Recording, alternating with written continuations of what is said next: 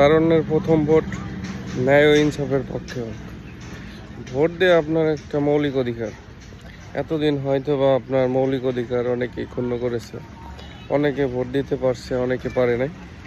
তো এবার যেহেতু সুযোগ পাবেন ইনশাল্লাহ, সকলেই ভোট দিবেন এবং ভোট দেওয়ার সময় অবশ্যই নির্বাচন করবেন এমন একজন মানুষ যে আপনার সকল ধরনের বিপদের সময় পাশে থাকতে পারে এবং কি সৎ, যোগ্য, ন্যায়পরায়ণ এমন ব্যক্তিকে ভোট দেবেন। সে যে কোনো দলেরই হতে পারে।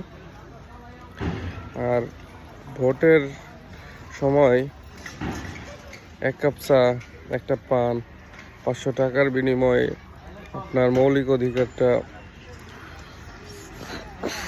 খারাপ জায়গায় দেবেন না। এটা আপনার মৌলিক অধিকার, আপনার 5টা বছরের ভবিষ্যৎ এইখানে।